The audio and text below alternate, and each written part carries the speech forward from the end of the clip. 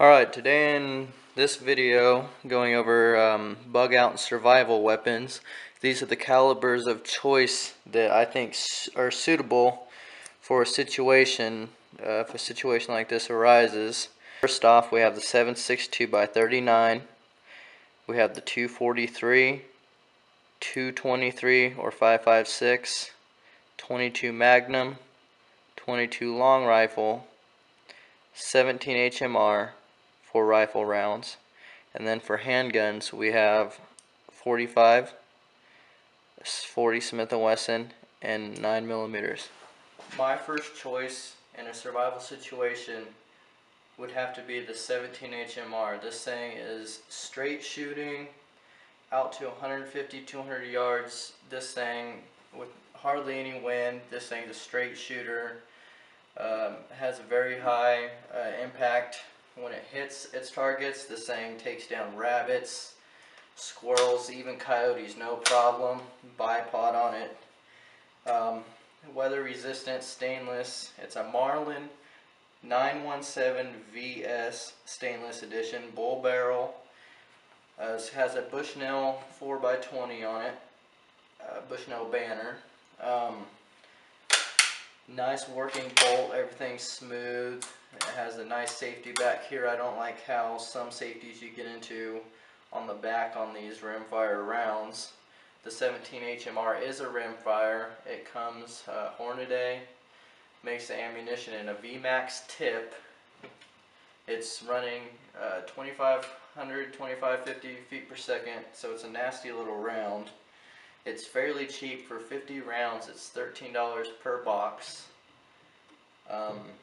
This gun initially has a really bad, really heavy trigger pull on it.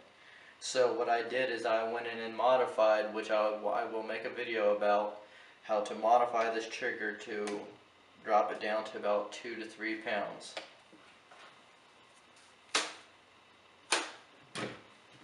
Next, you need something when all hell breaks loose to really get you out of a sticky situation. So I chose the Chinese Norinco SKS.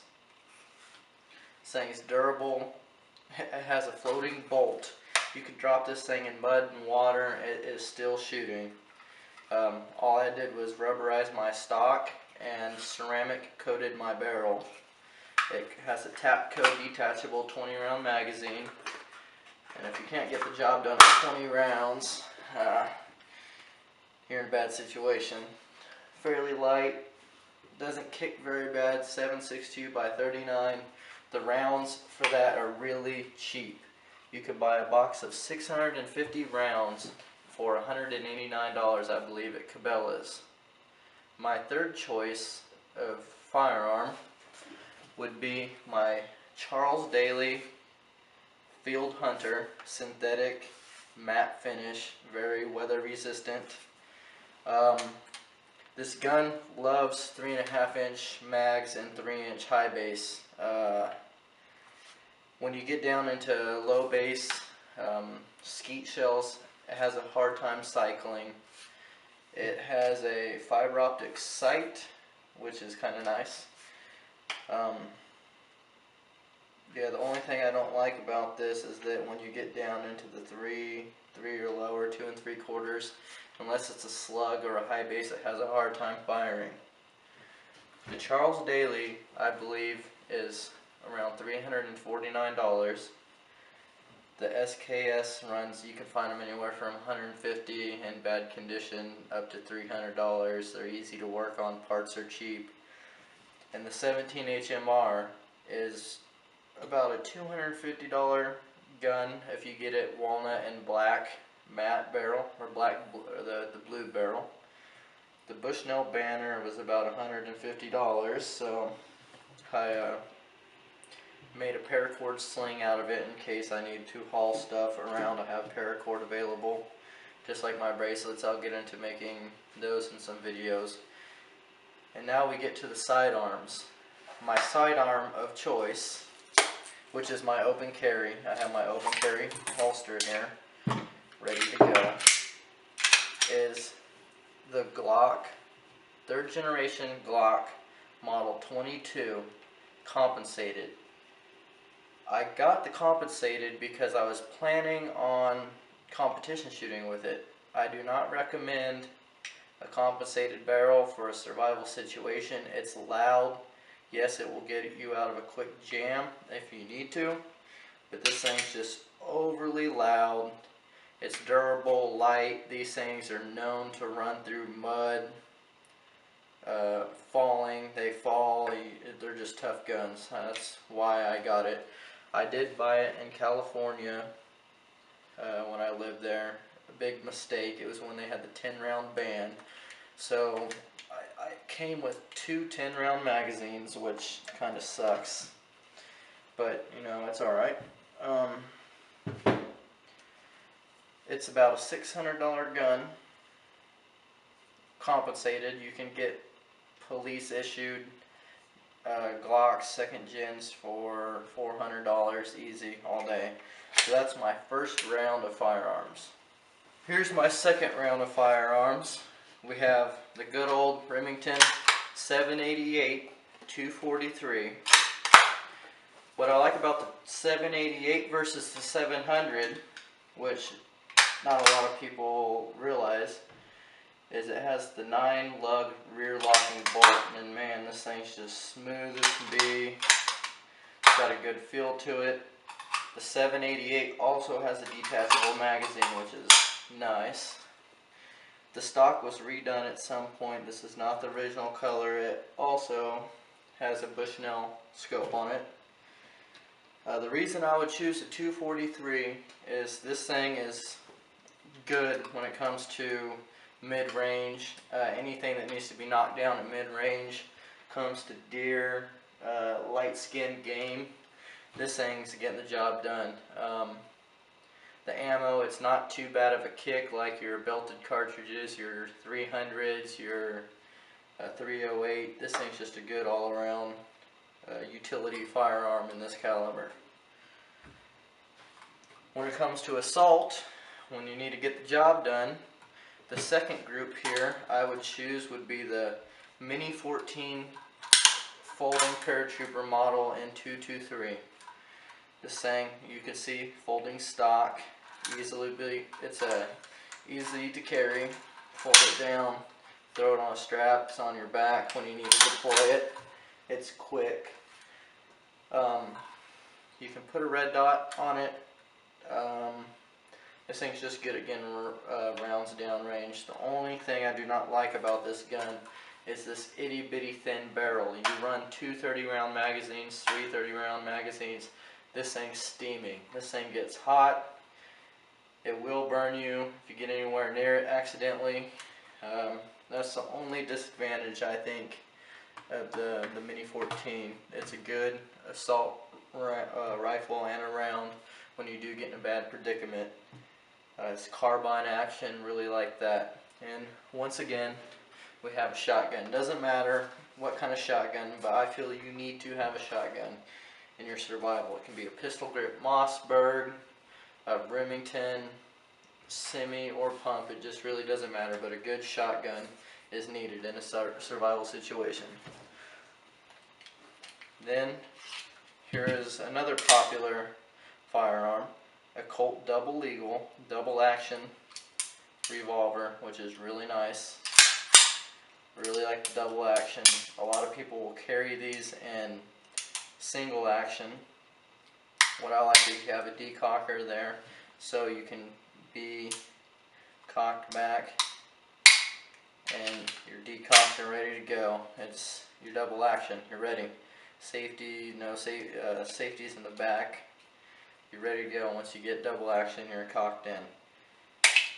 So, I don't know the exact price on the 788. They have not made this in a while, but I do believe they're coming out. Remington is coming out with a 783, I believe is the model, and it's a mix between the 788 and the 700, and the 3 represents 2013, so I will definitely be looking into getting one of those. Your Colt is going to cost upwards of $900 to $1,000. If you have it, good. I would not recommend going and buying one for your bug out use, but if you have it, it's a very good firearm. You can find knockoff brands $400, $500, which is not bad, but you're looking at a single stack magazine when you can get a Springfield XD double stack for around the same price of a knockoff. You can get a ranch rifle Mini 14 without the folding stock for about $500, and you can buy a folding stock. This folding stock model is about a $900 to $1,000 gun. I would not recommend this model. I would recommend the ranch rifle in the black, matte, or blue setup, and then put a folding stock on afterwards. So that's my second round of guns that I would take in a survival situation. This round of firearms is versatile that I have, and it's a few different options, but it's based around 22s. I know a lot of people, if you have a gun, you probably have a 22. It's the guy that does not feel comfortable with the firearm, his choice of gun, most likely. And here is my third and last survival situation setup. Okay, when it comes down to mid-distance, this is a very nice, it is a AR-15 collapsible stock bipod, and I am running a 24-inch DPMS bull barrel with a 1-in-9 twist. This thing's dead accurate at 300 yards. It's running a milled lower receiver that you cannot find anymore, so that makes it a little bit lighter. It's running a BSA Sweet 223 scope that I hate. This scope is leaving in the very near future. You literally have to have your eye on top of this thing where you're about to get a shiner shooting it to get, it has no eye relief whatsoever. So this setup with the Nikon AR-223 scope would be phenomenal. This is why I like the AR platform. With the click of a pin, push of a pin, you are now rocking your assault setup. This is a 16-inch, I believe, 16 or 18-inch A2 fixed, or A1 is the fixed carry handle. It is threaded barrel, so if you needed to be quiet, you could. We can get into that when I do get my FFL, but not right now. Threaded, and this thing, I mean, it's what we use in the military. This is a good all-around platform. Yes, you're going to spend money getting an AR number 1 and then putting a bull barrel on it for distance, but it is well worth it. If I had the amount of ammo that I have for my SKS for this would be my gun of choice. The disadvantage to this DPMS upper is it's extremely picky with the ammo it uses. This thing needs brass coated match grade ammo or it will not cycle. It'll lock the bolt down halfway. It's just really temperamental. Now we can get into the most common 22s that most people will have available to take. We have a Smith & Wesson model MP 1522, very nice light, collapsible stock, removable sights, full pickaninny, quad rail. You could put a coffee maker on this thing if you needed to. You can hang so much stuff off of these ARs, it is not even funny. 25 round mag. This is what they train people for real ARs with. It's functioning, all the buttons function just the same. Not every model of 22 AR is like that. So if you're familiar with the AR, this thing is awesome. It's quiet. I mean, without sights, I was hitting stuff the other day at 75 yards with iron sights on it. So this is one heck of a gun if you do have 22 ammo. Another choice for somebody that has 22s is the good old Ruger 1022. I think everybody that has shot a gun has probably shot this gun right here. This 1022 it's one of the most popular 22s. Rotary magazine. This is actually my dad's gun, and he said when he was in Oregon, he dropped this thing out of a moving car while shooting rabbits, and it fell on the pavement and all kinds of stuff. It's got gouges, and it still works to this day. So if you have one of these, I definitely would recommend taking it. And I know I had my Charles Daly's, the last two shotguns, but here's another option. It might be this whole setup here, the 1022, this shotgun is maybe for people that don't necessarily get into firearms, but you might have this laying around, Grandpa's old break barrel single shot. It's 12 gauge, 3-inch mag. It's a lever action to open, and it's just a good little shotgun.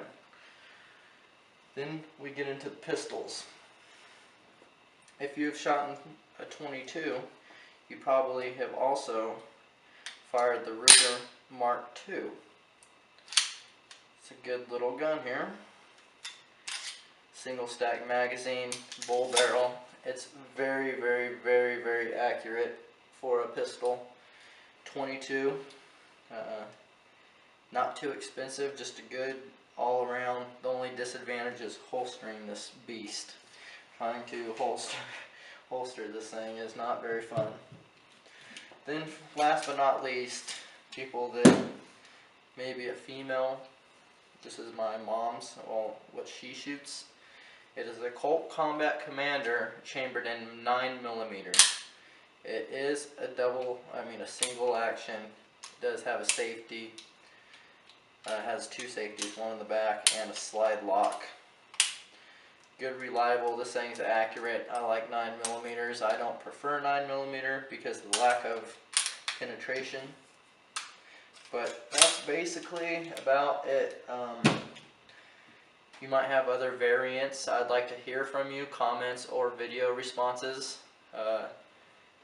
Telling me why you would do something differently or how you would better the setups I ran through. But I hope this video has been a learning experience for you. And if you could, please like and subscribe. I will leave a link to my Facebook page in the description. It's the name of the channel. We talk about firearms. And if you could share with your friends, please. Thank you and have a very nice day.